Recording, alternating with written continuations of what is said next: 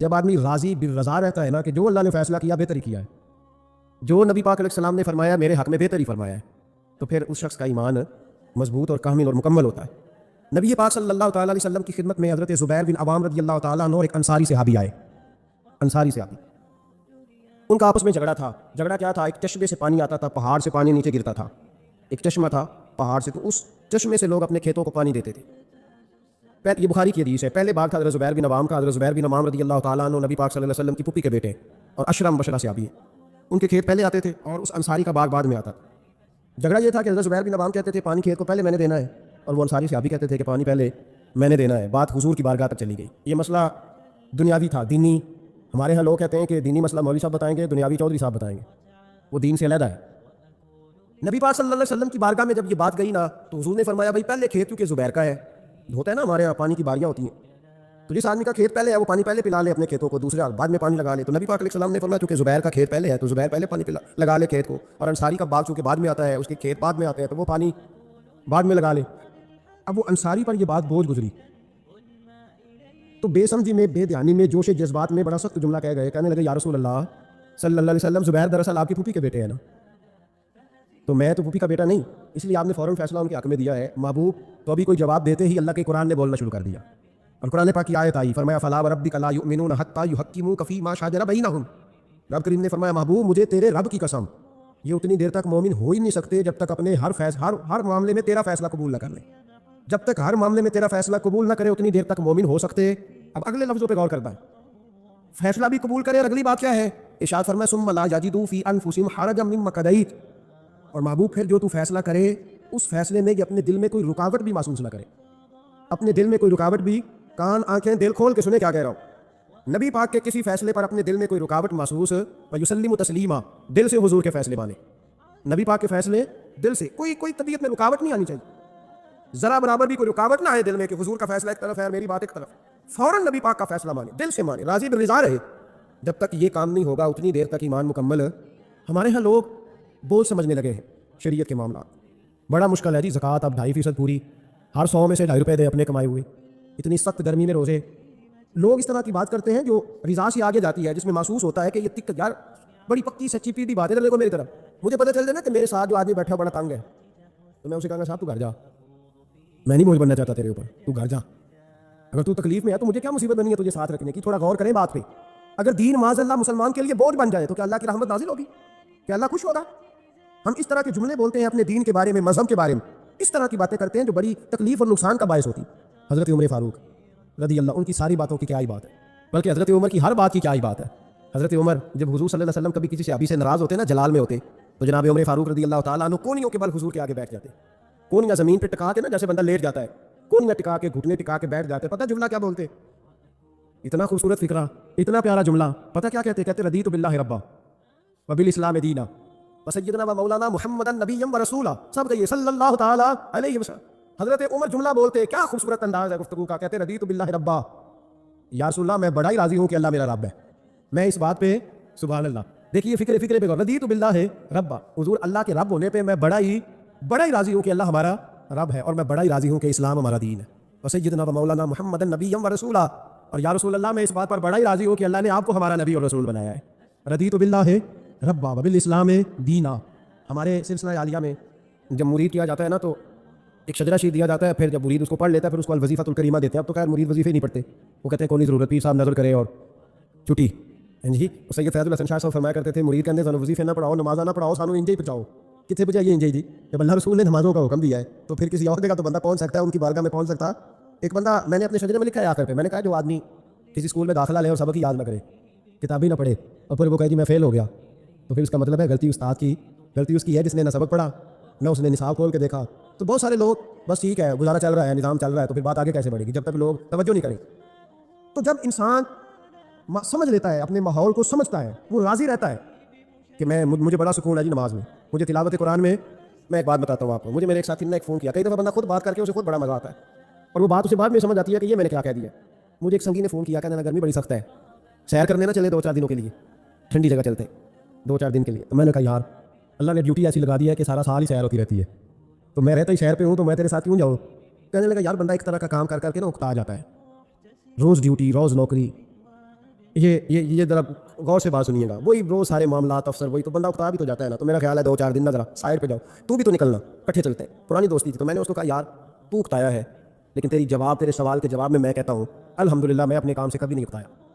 میں اپنے کام سے کبھی اکتایا نہ مدرسے کے طالب علموں کی باتیں سن کے, نہ ان کو اسباق دے کے, نہ کبھی کتاب پڑھ کے, نہ کبھی حدیث دے کے, نہ کبھی جمعہ پڑھا کے, نہ کبھی تقریر کر کے, نہ روز مسئلہ بتا کے. لیکن بندہ تھک بھی تو جاتا ہے نا, ایک ہی بات ہر بندہ سوال پوچھ رہا ہے اس طرح کے. میں نے اکتایا ہی نہیں, جب مجھے کبھی اکتاہٹ ہوئی نہیں تو میں اپنا کام چھوڑ کے کیوں جاؤں. بلکہ جتنا اللہ کام لیتا جاتا ہے مجھے تو مزہ آتا جاتا ہے. جب کام کا یہ ذائقہ بنتا ہے نا, یہ والا جب سرور بنتا ہے, جب کام انسان کا شوق بن جاتا ہے, پھر اسے اکتاہٹ محسوس, اسے پھر تکلیف. سید ابوالبرکات شاہ صاحب تھے لاہور میں, اعلیٰ حضرت کے خلیفہ. تو تراویح پڑھ کے وہ سوئے تو سحری سے نا 1-2 گھنٹہ پہلے ایک شخص نے ان کے دروازے پہ دستک دی. تو ان کے صاحبزادے تھے, انہوں نے بخاری کی شرح لکھی, بہت بڑے عالم تھے, شارح بخاری, سید محمود رضوی صاحب رحمۃ اللہ علیہ. رضوی صاحب نے اٹھ کے دروازہ کھولا تو ایک بندہ کہنے لگا سید صاحب ہے. پاکستان کے سب سے بڑے مفتی تھے وہ, سید ابوالبرکات شاہ صاحب, بہت بڑے, سچ مچ میں بہت بڑے تھے ہر لحاظ سے. اعلیٰ حضرت فاضل بریلوی کے خلیفہ تھے, سید تھے. وہ کہا سید صاحب ہیں. تو رضوی صاحب کہنے لگے کیا کام ہے؟ کہنے لگا جی کام تو مجھے انہی سے ہے, انہی کو بتاؤں گا. فرمانے لگے چلے ٹھیک ہے, اب 1-2 گھنٹہ آرام کرو, رہ گیا, ان کو آرام کر لینے دو, ابھی سحری کا وقت ہوگا تو وہ اٹھ جائیں گے, تو تم کام کر لینا. کہنے لگا یار ابھی مل جاتے تو چلو ٹھیک تھا. اتنی دیر میں سید صاحب کی آنکھ کھل گئی, سوچ لیا کہ مجھے بلا رہا ہے. قریب ہی آپ سوئے ہوئے تھے, اٹھ کے تشریف لائے. فرمایا ہاں بیٹا بتاؤ کیسے آئے؟ کہنے لگا حضور ایک مسئلہ پوچھنا تھا. فرمایا پوچھو. کہنے لگا جی مسئلہ یہ پوچھنا تھا کہ جس بندے نے عشاء کے فرائض جماعت کے ساتھ نہ پڑھے ہو وہ وتر پڑھ سکتا ہے کہ نہیں پڑھ سکتا؟ تراویح کے بعد وتر ہوتے ہیں نا جماعت کے ساتھ, تو پڑھ سکتا ہے کہ نہیں؟ تو سید صاحب فرمانے لگے جس نے فرض نہیں پڑھے بہتر یہ ہے کہ پھر وہ وتر بھی جماعت کے ساتھ نہ پڑھے, لیکن اگر کوئی پڑھ بھی لے تو اس پر کوئی فتویٰ نہیں, کوئی حکم نہیں, بہتر ہے کہ نہ پڑھے. تمہاری بات ہو گئی. کہنے لگا ہو گئی. آپ تشریف لے گئے. علامہ رضوی صاحب کہتے ہیں حضرت صاحب اندر چلے گئے تو مجھے اس بندے پہ بڑا غصہ آیا. میں نے اس کو کہا کہ کون سی قیامت آنے والی تھی اگر تو یہ سوال فجر میں پوچھ لیتا؟ کیا مسئلہ تھا؟ کچھ لوگ کرتے ہیں تانگ, اس میں کوئی شک نہیں, تکلیف دیتے ہیں, وہ بات جو ہو سکتی ہے اپنے ٹائم پہ انہوں نے اسی وقت پوچھنی ہے جب ان کو یاد آ گئی. میں نے کئی دفعہ حدیث سنائی ہے کہ ایک صحابی کو نبی پاک صلی اللہ علیہ وسلم نے, سرکار نے فرمایا کہ جب اس کا انتقال ہو جائے تو مجھے بتانا. صحابی بھی نوجوان تھے, 14-15 سال عمر تھی. انہوں نے پتا اپنے والد صاحب کو کیا کہا, فرمایا میرا انتقال ہو جائے تو حضور کو خبر نہیں کرنی, اس لیے کہ میں رات کو انتقال کروں گا. ایسا نہ ہو کہ نبی پاک آئے اور یہودیوں کے محلے سے گزر کے اور کوئی یہودی حضور کو تکلیف دے. میں اپنے جنازہ حضور پر آئے تو بخشش ڈائریکٹ ہے کہ نہیں, فوراً جنت ہے کہ نہیں؟ لیکن نے کہا میں نہیں چاہتا کہ میں اپنے نفع کے لیے معبود کو تکلیف دوں. تو محبت کا انداز تو کوئی اور ہوتا ہے, جس سے محبت ہوتی ہے اس کے تو بندہ آرام کا, سکون کا, کہتا ہے جی میرا بڑا پیار ہے, اٹھاؤ میں آیا جو اور ایسے میں ہوں دوبارہ آمدہ. یہ کیسی بات ہوگی؟ تو یہ محبت نہیں ہے, یہ لالچ ہے. بہرحال یہ بات عرض کرنے جا رہا ہوں, میں مضمون پر رہتا ہوں, مضمون کو سمجھیے گا. سید صاحب کہتے ہیں وہ بندہ جانے لگا تو میں نے اس کو کہا, میں نے کہا یار تو سویرے پوچھ لیتا کیا حال تھا, صبح پوچھ لیتا. حضرت صاحب برے آدمی, آدھی رات کو تکلیف دی, ابھی 2 گھنٹے میں سحری ہونے والی تھی. تو کہتے ہیں وہ چلا گیا تو سید صاحب نے مجھے بلایا, کہنے لگے معبود مسئلہ میں نے بتایا, تمہیں کیا تکلیف ہے؟ اور پھر فرمانے لگے میرا دین میرا مشن ہے, میرا دین میرا مشن ہے. شکر کرو کسی نے بات پوچھی تو ہے نا, اور اگر کوئی میرے دین کے معاملے میں کوئی بات کرنے آتا ہے تو میں اسے اکتاتا نہیں ہوں. تو جب انسان راضی بالرضا رہنے لگتا ہے نا, پھر وہ ہر روز نماز پڑھ کے تکلیف نہیں اسے ہوتی. پھر روز درود شریف پڑھ کے وہ یہ نہیں کہتا کہ چلو 2-4 چھٹیاں بھی کر لیں. پھر روزانہ تلاوت کر کے اسے کہیں دقت محسوس نہیں ہوتی, کیونکہ اب وہ چاہتا ہے کہ جس حال میں میرا رب رسول مجھے رکھیں گے, جو حکم دیں گے, میں نے اسے کوئی تنگی محسوس نہیں کرنی, میں نے اس کے مطابق چلنا. اور قرآن مجید نے ایک نیا انداز اختیار کیا سورہ مائدہ کے اندر, اس کی آیت نمبر 119 ہے. اللہ کریم نے فرمایا رضی اللہ عنہم ورضوا عنہ, صحابہ کی بات ہو رہی ہے. فرمایا وہ اللہ سے راضی ہے اور اللہ ان سے راضی ہے. حضرت سیدنا موسیٰ علیہ السلام نے عرض کی کوہ طور پہ جا کے, مولا میری قوم پوچھتی ہے کہ کوئی ایسا کام بتا جو ہم کریں تو ہم سے راضی ہو جائے. حضرت موسیٰ کی قوم کا خیال تھا کہ تہجد کا حکم آئے گا تو پڑھیں گے, صدقات کا حکم آئے گا تو دیں گے, جہاد کی بات ہوگی تو کریں گے. کچھ جو نیک لوگ تھے ان میں سے انہوں نے یہ پیغام دیا کہ مالک ہمیں بتائے کہ وہ کس کام پہ راضی ہوتا ہے, ہم وہ کام کریں تاکہ اللہ ہم سے راضی ہو جائے. حضرت موسیٰ کلیم کہتے ہیں میں نے عرض کی مولا میری قوم پوچھتی ہے کہ کون سا ایسا کام کریں کہ تو راضی ہو جائے. تو رب کریم نے ارشاد فرمایا, موسیٰ کہتے ہیں میرا خیال تھا کوئی لسٹ ملے گی, لیکن مالک نے ایک جملہ کہا, ایک جملہ, اور تفسیروں کے دریا بہا دیے. عرش کے مالک نے فرمایا موسیٰ ان سے کہو جا کے کہ وہ مجھ سے راضی ہو جائے, میں ان سے راضی ہو جاؤں گا. مجھ سے راضی ہو جائے. بندے اللہ سے راضی ہی نہیں راضی ہوتے. نبی پاک صلی اللہ علیہ وسلم نے انسان کو کہا کہ اندر کا بوجھ اتار دے ورنہ تیرے لیے جینا مشکل ہو جائے گا. یہ اتار دے اندر کے سارے بوجھ, یہ جھوٹ کا بوجھ, یہ عداوت کا بوجھ, یہ حسد کا بوجھ.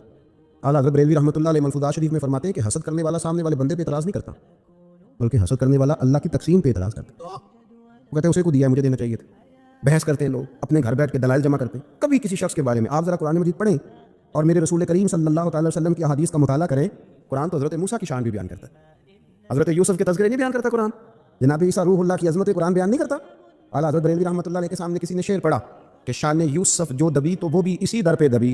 تو اعلیٰ حضرت فرمانے لگے تمہیں غلطی لگ گئی ہے, میرے نبی کسی کو دبانے نہیں آئے. تو بندے بڑے حضرت ہوتے ہیں نا جی, اعتراض تو پڑا ہے ابھی واٹس پہ آئے.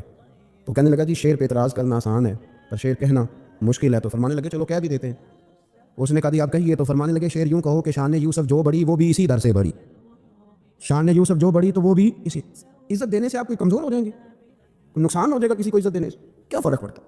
لیکن آپ یقین کریں کہ وہ اتنی مصیبت بنی ہے عزت لینے کی، پروٹوکول لینے کی، اپنا آپ منوانے کی، اتنی زیادہ، بلکہ وہ لوگ جن کو بالکل اس چکر میں نہیں پڑنا چاہیے تھا، درویش لوگ، وزیروں کا بھی استقبال ہو رہا ہوتا ہے، پیروں کا بھی استقبال ہو رہا ہوتا ہے۔ کوئی وزیر چڑھ جائے روڈ پہ تو رستہ غریب آدمی کو پھر بھی نہیں ملتا، تو کوئی تگڑا پیر چڑھ جائے تو پھر بھی نہیں رستہ ملتا، حالانکہ یہ درویش ہیں، یہ فقیر ہیں، یہ فقر کا درس دیتے ہیں، لیکن چاؤ ہی پڑا ہے۔ میرے رسول کریم صلی اللہ علیہ وسلم نے سادہ اور سمجھ والا اور عین طبیعت کے مطابق، جس میں کسی بندے کو کوئی مشکل نہ ہو۔ پتہ ہے میرے محبوب کا کمال یہ تھا کہ نبی کریم تک رسائی بڑی آسان تھی، ہر بندہ بڑی آسانی سے پہنچ جاتا، بڑی آسانی سے۔ بخاری میں بھی حدیث ہے، لیکن قاضی اعجاز رحمۃ اللہ تعالیٰ علیہ نے بڑے پیار سے لکھی ہے، اور انوکھا رنگ ان کی تحریر میں چھلکتا ہے۔ حضرت انس بن مالک رضی اللہ تعالیٰ عنہ فرماتے ہیں کہ ملک شام کا ایک شخص حضور کی بارگاہ میں حاضر ہوا اپنے بادشاہ کا کوئی پیغام لے کے۔ غریب آدمی نا ویسے ہی تب نہیں تھوڑا سا مایوس ہوتا ہے، ڈر رہا ہوتا ہے، وہ سہما ہوا ہوتا ہے، لیکن حالات کے سہمے ہوئے لوگوں کو بتا دو، حالات بدل جاتے ہیں، ایک جیسے نہیں رہتے۔ لیکن یہ بیچارے سہمے، یہ ہر جگہ ڈر رہے ہوتے ہیں، یہ آستانوں پہ بھی ڈر کے پیچھے بیٹھے ہوئے، آستانوں پہ پروٹوکول مل رہا ہوتا ہے جس کی جیب تگڑی ہوتی، تو ڈرتے ہیں یہ لوگ، اور ان پہ پریشر بڑھا دیا جاتا ہے، کچھ ایسے کام کیے جاتے ہیں جن سے ان کی دلوں پر بوجھ بھی رہتا ہے کہ نہیں یہاں بات کوئی نہیں کرنی۔ حضرت انس بن مالک رضی اللہ تعالیٰ عنہ فرماتے ہیں جب وہ آیا نا نبی کریم کی بارگاہ میں تو وہ کانپنے لگا، کوئی بات بھی نہیں ہوئی، کوئی ایسا مسئلہ بھی نہیں ہوا، لیکن وہ کانپنے لگا اور تھر تھر کانپنے لگا۔ تو اللہ کے رسول صلی اللہ علیہ وسلم نے اسے فرمایا کہ کیوں ڈرتے ہو، کیا بات؟ کہنے لگا میں مدینے کی جو ریاست ہے اس کے سربراہ کے پاس آیا، غریب آدمی ڈر لگتا ہے کوئی ایسی بات نہ ہو جائے کہ آپ ناراض ہو جائیں۔ تو انہوں نے تو دیکھا تھا نا ان لوگوں کو کہ جو جانور کو مالک کی مرضی کے بغیر چھاؤں میں باندھ دیتے تھے تو مار پڑتی تھی، اتنا سیانا ہو گیا تو مرضی کرے گا، مجھے ڈر لگ رہا ہے۔ حضرت انس بن مالک کہتے ہیں بات کہاں کی تھی، چلی کہاں گئی؟ اس نے کیا کہا، پھر جواب میں میرے محبوب نے کیا فرمایا۔ آپ ذرا بات کا لیول دیکھیں اور حضور کی گفتگو کا سٹیٹس دیکھیں، یہ وہ لوگ، یہ وہ تربیت ہے جو لوگوں کے دلوں اور روحوں تک اترتی ہے۔ میرے نبی کریم صلی اللہ تعالیٰ علیہ وسلم نے بات سنی تو حضور رو پڑے، اور اتنا روئے کہ گھٹنوں کے بل زمین پر بیٹھ گئے۔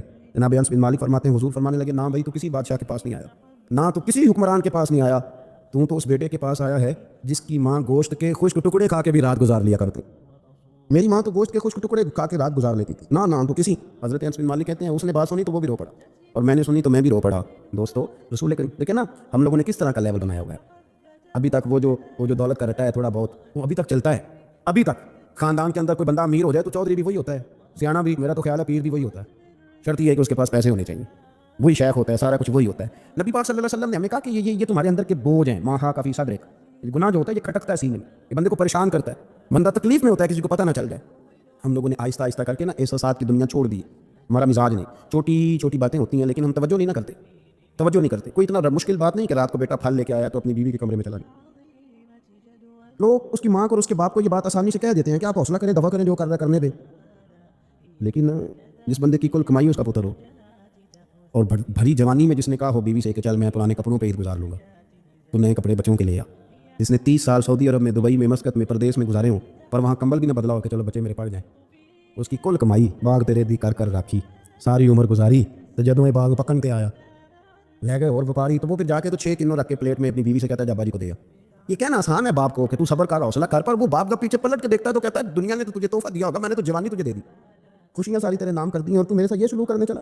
احساسات نہیں، اس کو پتہ ہی نہیں، روز دوست کو ٹیلی فون کرتا ہے کہ آج باہر سے کھانا کھائیں گے، کبھی ابا جی کو بھی کرنا کہ ابا جی آج میرے بغیر روٹی نہ کھانا، میں آؤں گا تو مل کے کھائیں گے، کبھی کہ اماں کو کہ اماں مجھے بڑے بڑے ریسٹورینٹ میں وہ مزہ نہیں آیا تو تیرے ہاتھ کے چاولوں کی روٹی میں مزہ آیا، آج پکا نا، مجھے لگتا ہے اماں کو راشا بھی ہو نا، راشا بھی ہو تو پھر بھی وہ تیرے لیے محنت کرے گی، لیکن احساس ضروری ہے نا، وہ ہم پیدا نہیں کرتے، وہ ہماری توجہ نہیں جاتی، صاحب طبقات کہتے ہیں۔ نبی کریم صلی اللہ تعالیٰ علیہ وآلہ وسلم نے نا جب صحابہ کرام آئے تھے مکہ مکرمہ سے مدینہ طیبہ، تو آپ نے سن رکھا ہے کہ انصار مدینہ نے اپنی جائیدادیں بھی تقسیم کر کے آدھی مہاجرین کو دے دی تھی، تو ان میں ایک حضرت ام ایمن بھی تھی، نبی کریم کی رضائی والدہ ہیں، یہ حضرت عبداللہ رضی اللہ تعالیٰ عنہ جو سرکار کے والد گرامی ان کی آزاد کردہ لونڈی حضرت سیدہ طیبہ طاہرہ جناب آمنہ رضی اللہ تعالیٰ عنہ کی بھی بڑی خدمت کی، ان کو بھی ایک باغ ملا ہوا تھا۔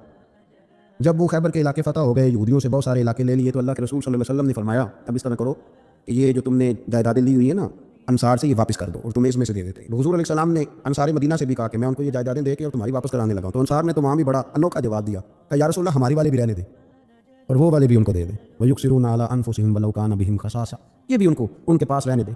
محبوب نے فرمایا نہیں، میرا فیصلہ یہی ہے۔ حضرت ام ایمن رضی اللہ تعالیٰ عنہ کے حصے میں ایک باغ آیا ہوا تھا، تو محبوب کریم سید عالم صلی اللہ علیہ وسلم نے کہا جی آپ کو کوئی اور باغ دے دیتے ہیں، یہ والا باغ واپس کر دیں۔ سیدھی سادی بی بی تھی، ناز تھا کہ میں نے حضور کی خدمت کی ہے بچپن میں، ناز تھا، کہنے لگی میں تو نہیں واپس کرتی، یہ ناز ہے، ورنہ حضور کو کوئی انکار کر سکتا، میں تو نہیں واپس کرتی۔ حضرت عائشہ صدیقہ رضی اللہ تعالیٰ عنہ فرمانے لگی من جی آپ کیا کہہ رہی ہیں؟ حضور فرمانے لگے عائشہ آپ خاموش ہو جائیں، یہ بڑھاپا ہے، اس کے احساسات ہیں، اس کے جذبات ہیں۔ آپ یقین کریں کئی دفعہ بوڑھے بیچارے نا درد سے بات نہیں بتاتے کسی، وہ کہتے ہیں کیا کریں، کپڑا اٹھائیں تاکہ پیٹ ننگا ہو جائے، کیسے بات کریں؟ نبی کریم سید عالم علیہ الصلوۃ والسلام اما جی کے قریب گئے، کہا جی میرے ساتھ چلو ایک دفعہ باغ دیکھ تو لو۔ حضور ساتھ لے کے گئے، ایک باغ دکھایا تو کہنے لگی نہیں میں نے نہیں لینا، یہ مجھے میرے والا ٹھیک، حضور نے پھر دوسرا دکھایا، کہنے لگے یہ بھی نہیں مجھے پسند. محبوب نے تیسرا دکھایا تو کہنے لگی یہ تو میرے والے باغ سے بھی پیارا ہے, یہ میں لے لوں گی. جب وہ مسکرائیں تو حضرت عائشہ کہتی ہے میں نے حضور کی آنکھوں میں آنسو دیکھے, فرمایا الحمدللہ اس کا دل نا راضی ہو گیا ہے. یہ طریقہ ہے میرے عزیز, تھوڑے احساسات تو پیدا کریں, تھوڑے اپنے جذبات. کتنی خود غرضی والی زندگی ہے کہ مجھے صرف میرا ہی خیال ہے. اور جو جہاں بیٹھا ہے نا, پتہ ہے ہم پریشان زیادہ کیوں ہیں. میں مولوی ہوں تو میں سارا دن یہی تقریریں کرتا ہوں, لوگ مولویوں کی عزت نہیں کرتے, لوگ مولویوں کی عزت نہیں کرتے. تو میں کہتا ہوں چھوڑیں یہ رٹا, عزت مانگنے کی کیا ضرورت ہے. ہم اب منت مانگ کے عزت کرانی ہے, چھوڑیں, کوئی ضروری ہے. میں اس طرح کرتا ہوں کہ میں عزت کرنی شروع کر دیتا ہوں. میں کرتا ہوں نا 15-20 علماء کی عزت, چلو ہم آپس میں شروع کر لیتے ہیں تو خود بخود باقی بھی مسئلہ ٹھیک ہو جائے. بوڑھے لوگ ہر وقت شکایت کرتے ہیں عزت نہیں کی جاتی, عزت کیوں, آپ بھیک مانگتے, کیا ضرورت. پیار دینا شروع کریں, روز بروز مطالبہ کرنا کہ میری خدمت کرو, میرے پیچھے چلو. اس سے تو دقت پیدا ہوتی, انسان تکلیف میں رہتا ہے. میرے رسول کریم علیہ السلام خیال رکھتے, چھوٹے چھوٹے بچوں کے جذبات کا بھی خیال کرتے, بوڑھوں کے جذبات کا بھی خیال کرتے. نبی کریم صلی اللہ علیہ وسلم ہر شخص کے بارے میں ایسا نظریہ رکھتے کہ جس سے قوم کو سکون ہوتا, دلوں کے اندر اطمینان پیدا ہوتا. حضرت عائشہ صدیقہ رضی اللہ تعالیٰ عنہ فرماتے ایک دن گھر میں تشریف فرماتے اور طبیعت مبارک میں نا بڑی, میں دیکھ رہی تھی کہ بڑا حشاش بشاش ہے سرکار کا مزاج, بڑی خوبصورتی. آج غم امت میں حضور اس طرح پریشان نہیں جیسے اکثر ہوتے ہیں. آپ فرماتی ہیں باتیں چل رہی تھی تو بیٹھے بیٹھے حضور فرمانے لگے کہ عائشہ میں تمہیں بتاؤں تم مجھ سے راضی کب ہوتی ہو اور ناراض کب ہوتی ہو. کہتے میں نے عرض کی یا رسول اللہ میں اور آپ سے ناراض ہوں. میں چل سن تو لینا ذرا بات سننا, ذرا سن تو لے, سننا. عرض کی یا رسول اللہ حکم فرمائیں. فرمایا تم کبھی کبھی قسم اٹھاتی ہو, ذرا احساس کی شدت دیکھی, لفظوں اور جملوں کا خیال رکھنا, سامنے والے اسے آسانی دینا.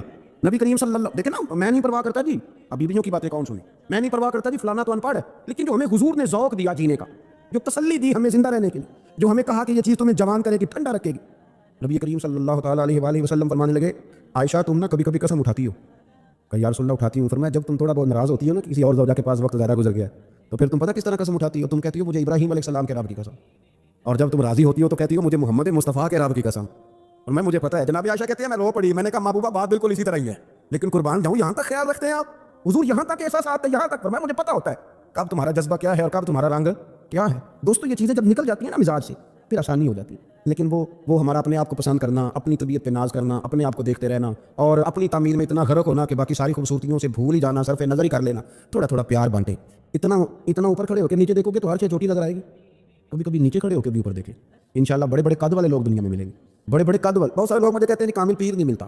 میں کہ نہیں ملتا, پیسے بندے دی جیب میں ٹھیک سارے ہوں تو پھر کامل پیر کیوں ملے, اور 2 ایم اے وہ کر جائے چاہے سیپریوں میں پاس کر جائے, پھر کامل پیر کیسے ملے. وہ ہو چودھری صاحب اور اس کو پیر مل جائے. ان 3 بندوں کو پیر ملتا, اس کے لیے تو تھوڑا نیچے اترنا پڑتا ہے نا جی. پہلے جو برتن بھرا ہوا ہو تو اس میں پیر صاحب کیا ڈالیں گے, کوئی خالی ہوگی تو شے اندر آئے گی. اپنی زندگی میں تھوڑا سا لیول. حضرت خواجہ شمس العارفین سیالوی رحمۃ اللہ علیہ, خواجہ صاحب گزر رہے تھے تو ایک بچہ نا, ہمارے دیہاتوں کے بچے جو ہوتے ہیں نا وہ ان کا اپنا سٹائل ہوتا ہے اور وہ بڑے مست لوگ ہوتے ہیں. اصل مزہ وہی بچے اٹھاتے ہیں جو دیہاتوں کے, وہ جو زندگی گزارتے ہیں بڑی شاندار ہوتی. میں آپ کو تجربے کی روشنی میں کہہ رہا ہوں, میں نے دیہات بھی کھول کے دیکھے اور شہر بھی سارے دیکھے, اللہ ماشاء اللہ ڈھیر سارے شہر میں نے دیکھے. اور میں نے اس میں دیکھا ہے کہ زیادہ سکھی یہی بچے رہتے ہیں جو مٹی میں بھی کبھی کبھی دوڑتے ہیں اور جو سن لیتے ہیں تھوڑی بہت. آپ یقین کریں کہ سارے گاؤں کے بوڑھے دادا ہوتے تھے اور سارے چاچے ہوتے تھے, اور سارے اب تو رٹا بن گئے, اب تو مسئلہ خراب ہو گیا, عجیب سی الجھن لوگوں نے پیدا کر دی. خواجہ صاحب رحمۃ اللہ علیہ گزر رہے تھے تو ایک بچہ بیری کو روڑے مار رہا تھا, تو روڑے سارے جمع کر دیے اور مارتا جا رہا ہے. اور یہ بچے گاؤں کے جب یہ فائرنگ کرتے ہیں نا بیری پہ, تو یہ روڑے پہلے جمع کر لیتے تاکہ پھر بے دریغ بغیر رکنے کے اپنا کام کرتے رہے. تو مار رہا تھا, تو حضرت شمس العارفین رحمۃ اللہ تعالیٰ علیہ آپ بھی گزرے, مریدین ساتھ تھے, تو 1-2 روڑا نا حضرت کو بھی لگ گیا. تو فرمانے لگا پتر ذرا خیال کرنا, میں بوڑھا آدمی ہوں, اس عمر میں تو زخم بھی ٹھیک نہیں ہوتے. اس نے بچے نے پلٹ کے دیکھا تو وہ تو جانتا تھا نا کہ چائے سے کیتلی زیادہ گرم ہوتی ہے, مرید ماریں گے. اس نے دوڑ لگا دی, بھاگا, سر پٹ دوڑا, اور جب وہ تیزی کے ساتھ دوڑا نا, تیزی کے ساتھ, اللہ اکبر, تو خواجہ صاحب نے بھی مریدوں سے کہا اس کو پکڑ کے لائے. تو خواجہ صاحب فرمانے لگے دوڑ تو کیوں؟ کہنے لگا جی 2 حرفی بات ہے, آپ ماریں گے, آپ کے مرید ماریں گے, روڑا جو لگ گیا. کیا انداز ہے بزرگوں کا, پیار بانٹنے کا. یہ چیزیں انسان کو بڑا میٹھا رکھتی ہیں. آپ یقین کریں پروٹوکول سے نکل آئیں, آپ سوکھے ہو گئے, آسان زندگی. خواجہ صاحب رحمۃ اللہ تعالیٰ علیہ فرمانے لگے ویسے تو کر کیا رہا تھا؟ کہنے لگا میں روڑے مار رہا تھا بیری کو. تو فرمایا بیری تجھے جواب میں کیا دیتی ہے؟ کہنے لگا جی وہ تو پھل دیتی ہے. تو آپ فرمانے لگے تو شمس العارفین کو بیری سے بھی کیا گزرا سمجھتا ہے؟ آپ اتر میرے سینے سے لگ, اور جو پھل میں تجھے دوں گا نا پہلے کبھی نہ کسی نے دیا ہوگا. تھوڑا لیول تو نہیں. لیکن نا ہمارے بچے بڑی آسانی سے کہہ دیتے ہیں میرے گاؤں کے لوگ جاہل ہیں جی سارے. تو میں کہتا ہوں جاہل کو جاہل کہہ کے جان چھڑانا تو آسان کام ہے, یہ تو آسان کام ہے, پر جاہل کو پکڑ کے عالم بنا دینا یہ مدینے والے رسول کا طریقہ ہے.